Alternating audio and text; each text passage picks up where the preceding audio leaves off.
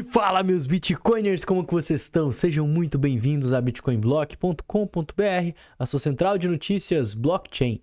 Eu sou o Arthur, do canal Cripto, trazendo mais um primeiro bloco de notícias, que é um quadro que eu faço aqui no canal, comentando as notícias mais importantes e relevantes que estão acontecendo nas criptomoedas e no mundo. E como sempre, antes de começar, eu queria te pedir aquele like, isso é muito importante. Isso faz aí o YouTube recomendar nosso conteúdo para outras pessoas. Aconteceu a tão aguardada FONC, a reunião do Banco Central americano, que durante ela, né, foi sinalizado que a gente vai ver corte na taxa de juros a partir aí das próximas reuniões. E isso é muito bom para os mercados. Bolsa de Valores chegou ali na máxima da semana. E a gente vai comentar um pouquinho mais sobre os impactos disso na prática. Além do mais, né, a gente precisa também falar sobre a dívida dos Estados Unidos, que está impagável. Chegou aí essa semana nos 35 trilhões de dólares. Isso é como se cada cidadão americano devesse mais de $1 milhão para o governo. Então a gente vai falar mais sobre isso e como que isso é bom para o Bitcoin. Vamos falar da XRP, que chegou no maior preço aí nos seus últimos 3 meses e o motivo por trás dessa alta. A Mt. Gox, que já está acabando seus pagamentos e o preço do Bitcoin não está nem sentindo. A Grayscale, que lançou o seu novo ETF de Bitcoin na Bolsa de Valores. Isso pode ser muito bom, tá, pessoal? E por último, Donald Trump vai vender tênis de Bitcoin para ajudar a financiar a campanha, inclusive aceitando pagamento aí com a criptomoeda. Então não esquece de deixar o like, verificar a sua inscrição aqui no canal. E galera, muita volatilidade aí acontecendo no mercado, tá? Algumas criptos estão subindo, outras caindo. O Bitcoin voltou aqui próximo aos $65 mil depois de ter tido aí uma alta na hora da FONC.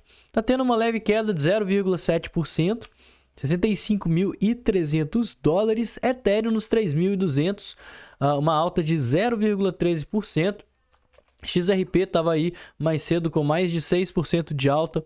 Devolveu tudo novamente, né, à medida que o Bitcoin deu uma caída.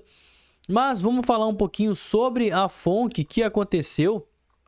Igual a gente havia comentado, a maior probabilidade é que a gente mantivesse a taxa de juros, que foi o que rolou. Mas a grande questão é, e agora? O que esperar do mercado? 85% das pessoas acreditam que vamos ter cortes na taxa de juros. E é importante, antes de mais nada, né, a gente conversar que não tem ninguém, 0% das pessoas acreditam que a gente vai manter a taxa de juros no nível que está. 85% acha que a gente vai ter um corte e 14% acha que teremos 2 cortes. Então, manter a manutenção, deixar a taxa de juros conforme está, igual aconteceu, né, nessa reunião da quarta-feira, tá fora de jogo pelo que os investidores estão acreditando. E para mim, isso já é um certo motivo aí de preocupação. Justamente porque se a gente não tiver corte na taxa de juros aí em setembro, a situação fica mais complicada, tá? As pessoas estão muito otimistas e o próprio Jerome Powell, por mais que ele tenha aí sinalizado que vai manter, cortes virão, que o mercado ele já está aí dando sinais de que os cortes podem acontecer, estão na mesa, segundo o que ele mesmo disse, ele precisa ver que o cenário está melhorando. Então ele quer continuar vendo melhora na inflação, quer continuar vendo aí uma diminuição, né, no mercado de trabalho dando uma esfriada. E isso, né, obviamente pode levar a gente a ver cortes na taxa de juros. Só que o mercado atualmente está precificando até, na verdade, até deu uma mudada aqui. Não mudou não. Eu estou um pouquinho confuso que eu estava de olho, né, que tinha uma outra informação aqui mais cedo, que era da reunião que aconteceu nessa quarta-feira. Mas enfim, olha só que bizarro. Eles estão precificando 3 cortes na taxa de juros até o final desse ano, ou seja, um corte a cada reunião. E a partir do ano que vem, em janeiro e em março, também eles acreditam que haverão cortes. Então, o que os investidores estão aí praticamente certos que vai acontecer é que a gente vai ver uma sessão de 5 cortes na taxa de juros consecutivo. Eu acho que isso é um exagero, tá? O próprio Banco Central sinalizou aí que a gente deve ter 1 ou 2 cortes na taxa de juros, de acordo com os documentos divulgados no mês passado, em junho, na verdade, mês retrasado, né, que a gente já está em agosto.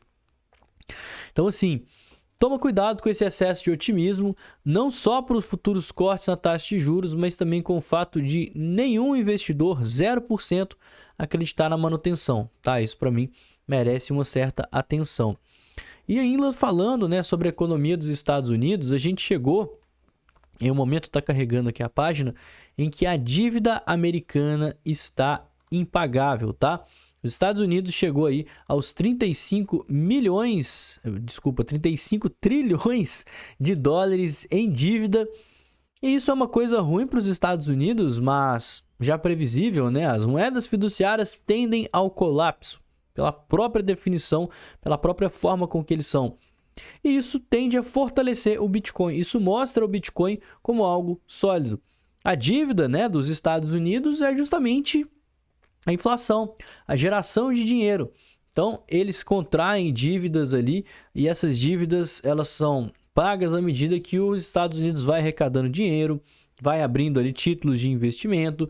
Então, assim, é basicamente uma grande bola de neve, né?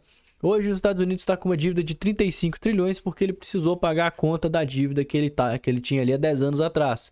E agora essa dívida de 35 trilhões, os Estados Unidos gera títulos ali que vai corrigindo de acordo com a inflação, de acordo com a taxa de juros, onde as pessoas compram esses títulos para os Estados Unidos ir pagando essa dívida que ele está agora, mas que daqui a alguns anos, quando esses títulos vencerem, daqui a 10, 15, 20 anos, os Estados Unidos também vai ter que pagar essas pessoas. Então, uma grande bola de neve, né? Por isso que fala que o sistema financeiro tradicional, a moeda fiduciária, é uma pirâmide, o que, por definição, é um poço que você vai cavando e ele vai só se afundando, né? Ainda mais depois de 2020, a situação piorou. Então, no dia 30 de julho, nessa última terça-feira, a dívida dos Estados Unidos ultrapassou os 35 trilhões pela primeira vez, o que levanta, obviamente, preocupações sobre a saúde da economia.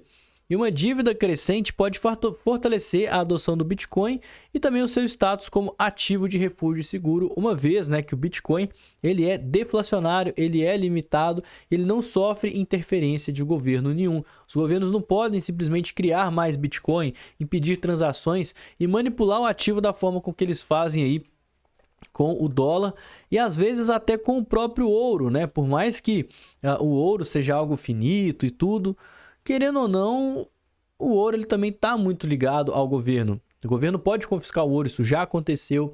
O governo ele pode impedir que você utilize determinado ouro. Para você ter um ouro, ele tem que ter o selo lá do Banco Central. Então existem várias coisas que o ouro também peca e que o Bitcoin resolve. E isso faz com que as pessoas tendem a ir mais para o Bitcoin justamente por ser um ativo fundamentalmente seguro, né? Qual que é a única objeção que as pessoas têm com o Bitcoin hoje em dia? É muito volátil. É muito volátil porque hoje menos de 10% da população mundial investe, conhece e utiliza o Bitcoin. O ouro também era muito volátil quando ele começou, né? O ouro tinha um preço numa comunidade, num reino, e no outro reino ele tinha outro preço. Com o tempo isso foi se estabilizando. Tinha época que minerava muito ouro, achava ouro muito fácil, então às vezes ele ficava escasso, o preço subia, depois chegava mais ouro no mercado, o preço caía pra caramba. Era muito relativo o preço do ouro. Igual qualquer outro ativo que também está entrando no mercado, né? Você vê as empresas que vão para a Bolsa de Valores. Quando elas estão aí no começo, elas têm um capital menor, tem menos pessoas interessadas em investir. Então, o preço da ação se move muito mais fácil do que quando é agora. Então, é natural, o Bitcoin está passando por essa fase, o que mostra também que ele está numa fase muito inicial, né? Ele está bem no começo aí da sua longa trajetória. Igual a gente comentou, essa crescente dívida dos Estados Unidos pode impulsionar o preço do Bitcoin para novas máximas históricas, uma vez, né, que a tendência é que as pessoas busquem o ativo de refúgio seguro, que não contrai dívidas, que é descentralizado, que não sofre interferência do governo e que é uma forma de se blindar contra a inflação. A Mt. Gox, que é a corretora que faliu há uns anos atrás, continuou agora fazendo seus pagamentos e enviou mais 2,2 bilhões de dólares para a BitGo para estar fazendo aí o pagamento dos clientes. Então, esses 2,25 bilhões de dólares equivalem a 33.900 bitcoins para BitGo, que é a quinta custodiante a trabalhar com a Mt. Gox, que é justamente uma empresa aí focada em estar fazendo esses pagamentos. Além do mais, ela também fez uma transferência de 3,1 bilhões para duas outras carteiras frias que são mantidas pela empresa. Tem um erro de digitação aqui. E várias corretoras que já receberam, né, o pagamento, como a Kraken, disseram que já fizeram a devolução aos credores. Essa devolução ela já aconteceu. Entre essas corretoras, né, a própria Kraken, Bitstamp, SBI, VC Trade, Bitbank, que é japonesa, e Coincheck. A Bitstamp, a SBI e a Bitbank já afirmaram que concluíram a devolução de fundos dos usuários.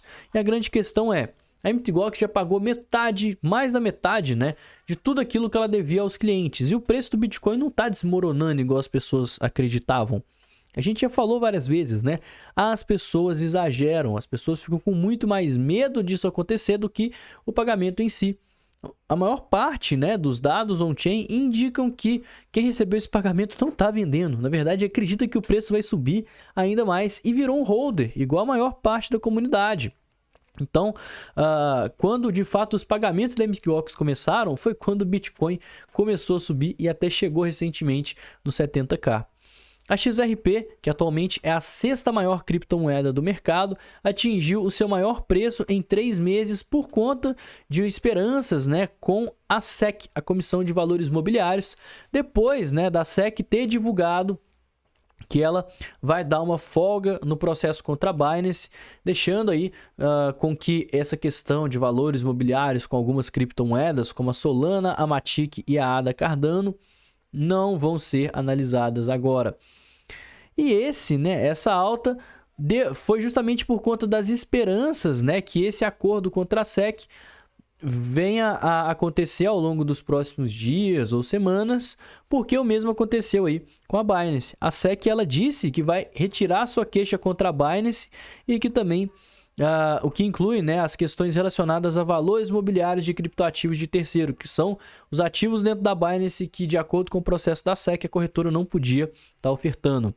Ainda não tem nada falando sobre a Ripple Labs ou sobre a XRP, mas as expectativas dos investidores é que isso se acerte ao longo dos próximos dias ou semanas.